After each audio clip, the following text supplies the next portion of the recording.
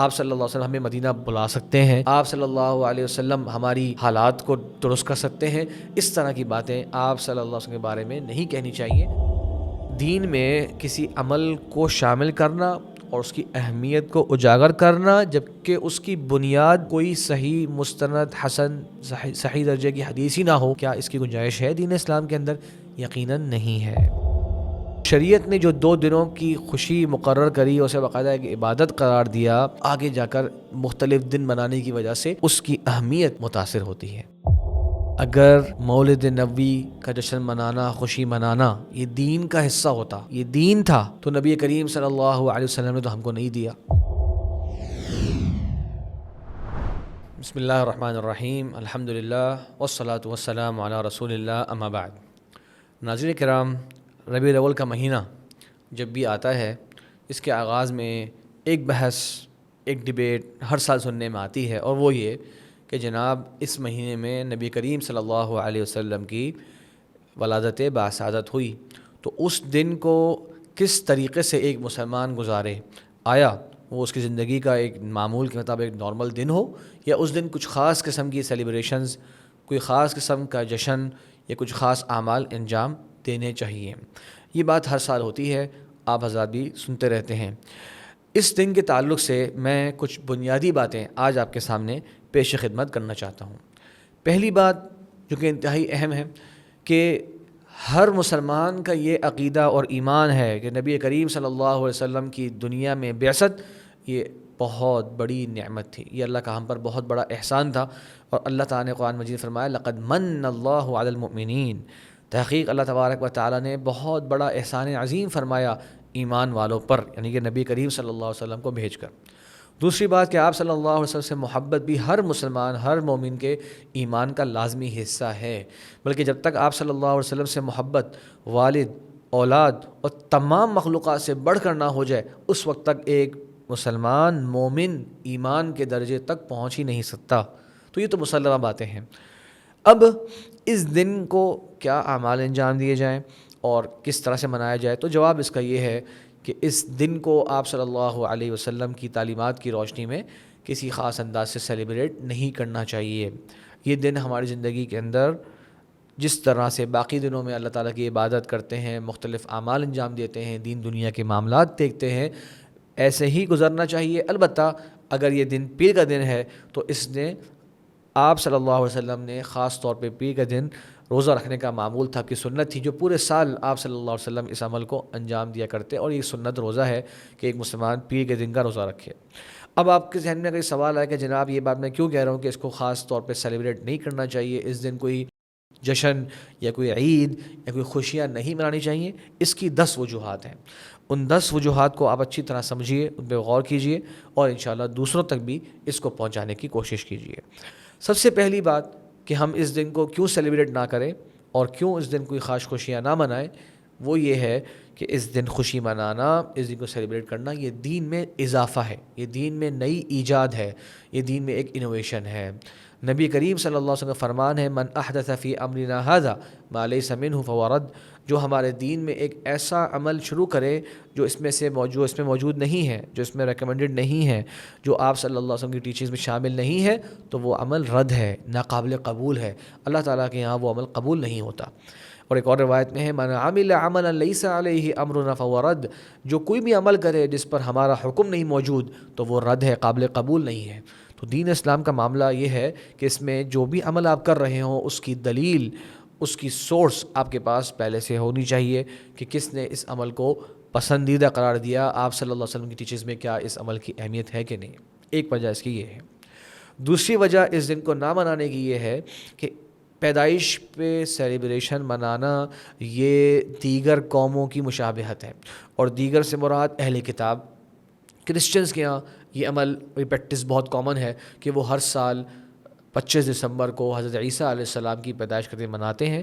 تو نبیوں کی پیدائش پہ خوشیاں منانا یہ مسلمانوں کا طرز نہیں رہا، بلکہ یہ دیگر اقوام کا طرز رہا ہے، جن کی مخالفت کرنے کا نبی کریم صلی اللہ علیہ وسلم نے ہمیں حکم دیا۔ فرمایا خالف الیہود والنصارى، یہود و نصارہ کی مخالفت کیا کرو، اور فرمایا کہ جو جس قوم سے مشابہت اختیار کرتا ہے وہ ان میں سے ہے۔ تو معلوم ہوا کہ اس دن کو ہم سب جانتے ہیں کہ یہ گلوبلی ایک دن منایا جاتا ہے عیسیٰ علیہ السلام کی آمد کا. ٹھیک ہے آپ کہہ سکتے ہیں کہ جناب وہ تو انہیں خدا سمجھتے ہیں، لیکن ہم تو انہیں نیک ہستی سمجھتے ہیں اور وہ انہیں ایک انسانی روپ میں خدا سمجھ رہے ہوتے ہیں. تو ان کی آمد کی خوشی ہمارے مسلمانوں کا طور طریقہ نہیں رہا، بلکہ یہ ہم نے کرسچن سے اور دیگر قوموں سے اس کو اڈاپٹ کیا. تیسری وجہ کہ ہم اس دن کو سیلیبریٹ نہیں کرتے اور ہمیں نہیں کرنا چاہیے وہ یہ ہے کہ گویا ہم ایک دن اور دین اسلام کے اندر عید سے ملتا جلتا اس کا اضافہ کر رہے ہیں. گویا دین نے ہمیں 2 دن دے دیے، عید الفطر اور عید الاضحیٰ، ہم آ کر دین اسلام پر ایک استدراک کر رہے ہیں اور اضافہ کر رہے ہیں اور بتا رہے ہیں کہ جناب ایک دن اور بھی اہمیت کا ہے، ایک اور دن بھی ہونا چاہیے جس دن کچھ خاص ریچولز جو ہیں وہ انجام دیے جائیں. دیکھیے گویا یہ شریعت کے اوپر ایک طرح سے ایک اور اس میں نئی چیزیں لے کر آنا ہے اس جیسی جو شریعت میں آلریڈی موجود ہے. ایک حدیث میں چاہوں گا کہ ہم سب کے ذہن میں رہے. انس رضی اللہ عنہ روایت کرتے ہیں کہ نبی کریم صلی اللہ علیہ وسلم جب مدینہ منورہ آئے تو مدینہ کے لوگ اسلام سے پہلے 2 دن سیلیبریٹ کیا کرتے تھے جس میں وہ کھیل کود کیا کرتے، یلعبون فیہما، کھیلا کرتے. ان کے وہ کلچرل ڈیز تھے، ان کے ثقافتی چیز تھی، کوئی میلہ ہوتا تھا جس کو وہ لوگ کھیل کود کے گزارتے. تو آپ صلی اللہ علیہ وسلم نے اس کے بارے میں دریافت کیا کہ بھائی یہ کیا ہے، تو انہوں نے بتایا کہ یہ ہمارا ایک اس طرح کا کلچرل ایونٹ ہے جو ہر سال ہم انجام دیتے ہیں. تو آپ صلی اللہ علیہ وسلم نے فرمایا قد ابدلکم اللہ خیرا منہما، اللہ تبارک و تعالیٰ نے تمہیں ایک بہترین بدل عطا کر دیا ہے، اس کا ایک آلٹرنیٹ دے دیا ہے، اور وہ ہیں عید الاضحیٰ اور عید الفطر. تو گویا آپ صلی اللہ علیہ وسلم نے ایک عید جو ایک پریکٹس جو بار بار ریپیٹ ہوتی تھی، یاد رکھیے گا عید کا مطلب ہوتا ہے عود سے ہے، جو ریپیٹ ہوتا ہے ایک دن خوشی کا، یا وہ بار بار لوٹتا ہے کسی کی زندگی میں وہ دن. تو آپ صلی اللہ علیہ وسلم نے خالی 2 دن خاص کر دیے کہ یہ 2 دن ہیں تمہارے پاس جس کو تم بار بار سیلیبریٹ کرو، بار بار خوشیاں مناؤ، عید الاضحیٰ اور عید الفطر. تو اس موقع پر آپ صلی اللہ علیہ وسلم، جبکہ وہ ایک کلچرلی چیز تھی، دنیاوی چیز تھی، پھر بھی آپ صلی اللہ علیہ وسلم نے اس کو یہ پروٹوکول ملنا کہ وہ ہر سال ریپیٹ ہو رہا، آپ نے اس کو الاؤ نہیں کیا. چوتھی وجہ کہ ہمیں یہ دن سیلیبریٹ نہیں کرنا چاہیے وہ یہ کہ جناب ہم اپنے معاشرے میں دیکھتے ہیں کہ آج کے دن بہت سارے ایسے اعمال انجام دی جا رہے ہوتے ہیں جو کہ غیر شرعی ہیں. مثال کے طور پہ مختلف قسم کی ایسی نعتیں پڑھی جاتی ہیں جس کے اندر آپ صلی اللہ علیہ وسلم کے بارے میں غلو کیا جاتا ہے، آپ کو ان اوصاف سے یاد کیا جاتا ہے جو آپ کے اوصاف نہیں ہیں. یقیناً آپ صلی اللہ علیہ وسلم کے لیے خوبصورت اوصاف حمیدہ موجود ہیں، لیکن وہ وہی ہے جو آپ نے اپنے بارے میں بتلا دیں، اپنا تعارف کرا دیا. ہم اپنی مرضی سے نبی کریم صلی اللہ علیہ وسلم کی محبت کے نام سے اضافہ نہیں کر سکتے. مطلب ہم یوں نہیں کہہ سکتے کہ آپ صلی اللہ علیہ وسلم علم غیب جانتے ہیں، آپ صلی اللہ علیہ وسلم ہمیں مدینہ بلا سکتے ہیں، آپ صلی اللہ علیہ وسلم ہماری حالات کو درست کر سکتے ہیں. اس طرح کی باتیں آپ صلی اللہ علیہ وسلم کے بارے میں نہیں کہنی چاہیے، اور یہ ناجائز اور بعض مرتبہ شرک تک پہنچ جاتے ہیں اس طرح کی بعض الفاظ جو ہمارے یہاں نعتوں میں ہم اس موقع پر عام سنتے ہیں. اس کے بعد مختلف قسم کے جلوس، اس میں جو چیزیں آج کل شامل ہو چکی ہیں، چراغا، اس طرح کے انداز نظر آتے ہیں. ہر سال آپ کوئی نہ کوئی نیا عمل دیکھ رہے ہیں. کیوں؟ کیونکہ اس میں دین کی ٹیچنگز موجود نہیں ہیں. لوگ اپنے تجربات کرتے ہوئے ہر سال کوئی نہ کوئی ایڈیشن کرتے رہتے ہیں. اور اب تو اس میں کچھ تکلیفیں شامل ہو چکی ہیں کہ جناب جلوس نکالے جاتے ہیں، روڈز بلاک کی جاتی ہیں، شامیانے لگائے جاتے ہیں، بہت سے لوگوں کو اس کے اندر دقت اور تکلیفیں بھی آ جاتی ہیں.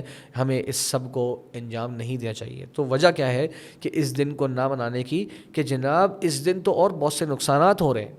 تو سوچئے کہ مفاسد زیادہ نظر آ رہے ہیں اور دوسری طرف کوئی شرعی مصلحت موجود نہیں ہے، تو ایک انسان مفسدت سے بچتا ہے جبکہ اس کے مقابلے میں کوئی شرعی مصلحت بھی موجود نہ ہو. 5ویں بات وہ یہ ہے کہ جناب ہمیں آپ صلی اللہ علیہ وسلم کی تاریخ ولادت کے بارے میں کوئی مستند بات ملتی نہیں کہ وہ کس تاریخ کو ہوئی. جناب دن تو یقینی طور پہ پیر تھا، سال بھی وہ عام الفیل تھا جو ہاتھیوں والا واقعہ ہوا. البتہ تاریخ کیا تھی اس کے بارے میں ہمیں کسی بھی حدیث کی مستند کتاب میں کوئی روایت نہیں ملتی. تاریخ کی کتابوں میں مختلف آراء ہیں، جیسے کہ امام ابن عبد البر رحمہ اللہ کہتے ہیں کہ یہ آپ صلی اللہ علیہ وسلم کی پیدائش جو ہے یہ 2 ربیع الاول کو ہوئی. بہت بڑے مورخ ہیں، بہت بڑے محدث ہیں. اسی طرح امام ابو جعفر الباقر جو کہ اہل بیت میں سے ہیں، محمد بن علی الباقر، وہ کہتے ہیں کہ جناب یہ 8 ربیع الاول کو ہوئی. ٹھیک ہے. اسی طریقے سے بعض آراء میں ہے کہ وہ 9 ربیع الاول کو، حتیٰ کہ بریلی مکتب فکر کے مشہور عالم اور بڑے عالم احمد رضا خان صاحب کا ان کا اپنا قول اس مسئلے میں یہ ہے کہ یہ 8 ربیع الاول کو ہوئی. تو اب آپ دیکھیے کہ ہمارے یہاں تاریخ اسلامی کے اندر کوئی دن، بلکہ میں بتانا چاہتا ہوں آپ کو کہ امام زبیر بن بکار جو کہ مشہور نسب کے بڑے امام ہیں، وہ کہتے ہیں جناب رمضان مبارک کے مہینے میں آپ کی پیدائش ہوئی. سوچئے مہینوں میں بھی اختلاف ہے. تو غور کریے، اگر اس دن صحابہ کرام تابعین کوئی خاص ایکٹیویٹی انجام دیتے، کوئی خاص مبارکباد دیتے، اس دن کچھ خاص قسم کے جناب ایکشنز نظر آتے، خاص کپڑے پہننا، مبارکباد دینے کا عمل ہوتا، تو کیا اس کی تعیین میں اختلاف ہوتا؟ کیا اس کی جسے کہتے ہیں کہ کون سا دن ہے اس میں اختلاف ہوتا ہے؟ نہیں. اس دن کا اختلاف ہی اس طرف اشارہ کر رہا ہے کہ یہ باقی دنوں کی طرح ان کی زندگی میں گزر جایا کرتا، کوئی خاص الگ سے عمل وہ نہیں انجام دیتے. 12 ربیع الاول کا قول بھی موجود ہے، لیکن کوئی مستند روایت اس میں نہیں ہے، لیکن ایک قول موجود ہے. تو ذرا سوچیے آپ کہ دین میں کسی عمل کو شامل کرنا اور اس کی اہمیت کو اجاگر کرنا، جبکہ اس کی بنیاد کوئی صحیح مستند حسن صحیح درجے کی حدیث ہی نہ ہو، کیا اس کی گنجائش ہے دین اسلام کے اندر؟ یقیناً نہیں ہے. ایک بات.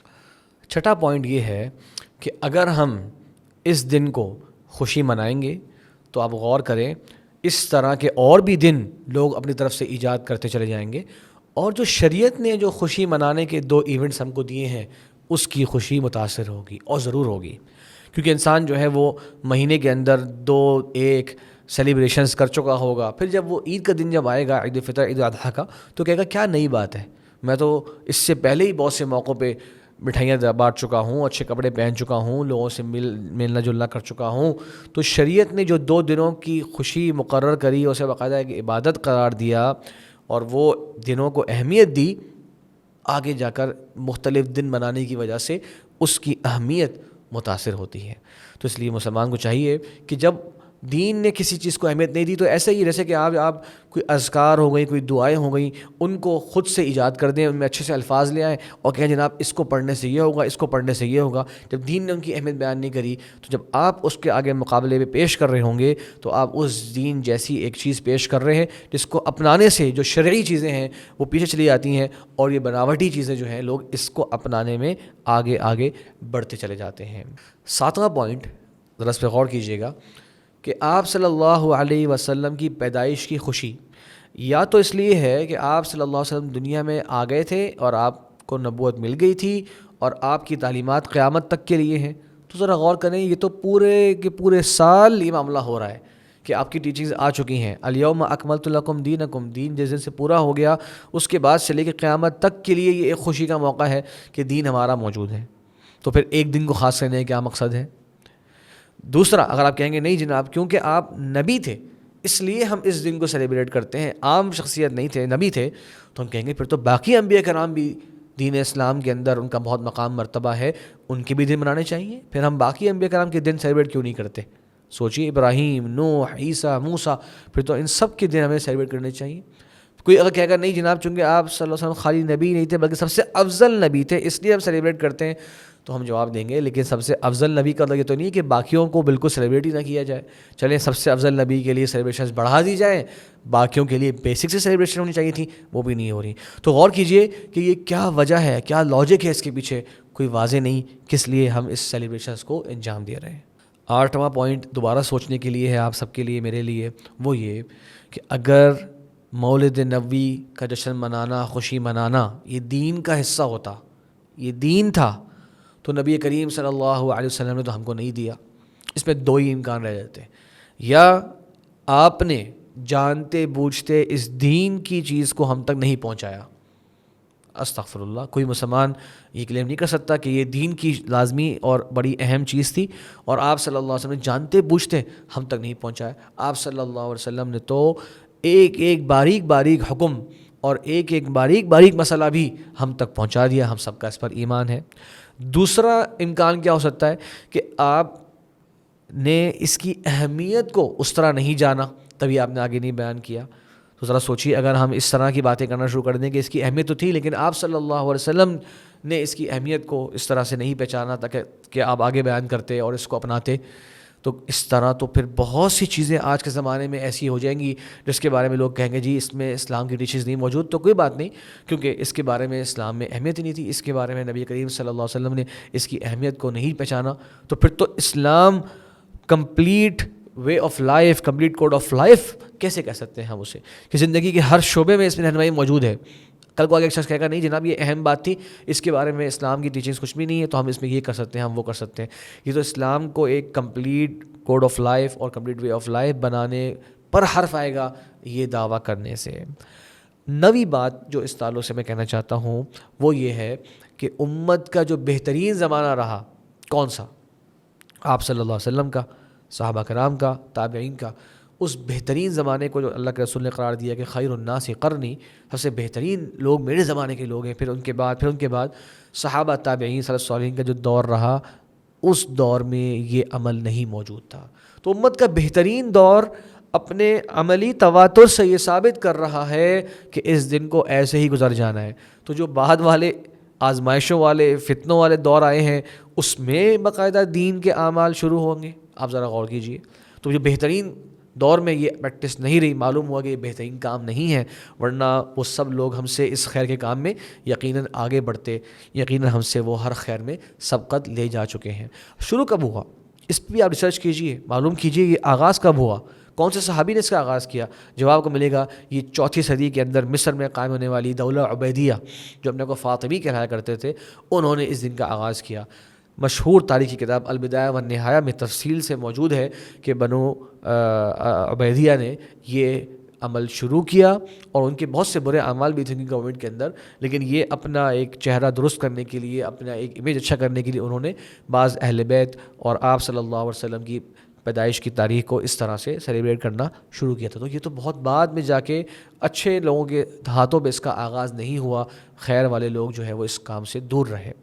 اور آخری وجہ اور بنیادی وجہ وہ یہ بھی ہے کہ ہمارا ایک احترام اور محبت کا رشتہ ہوتا ہے علماء دین کے ساتھ، اور بالخصوص وہ جن کو اللہ تبارک و تعالیٰ نے ایک بڑا اونچا مقام عطا فرمایا امت میں، جیسے کہ چاروں ائمہ کرام، امام ابو حنیفہ، امام مالک، امام شافعی، امام احمد بن حنبل، چاروں فقہا کرام مشہور بھی ہیں، معروف بھی ہیں، اللہ نے ان کو بڑا مقام دیا تھا علم میں، دین میں.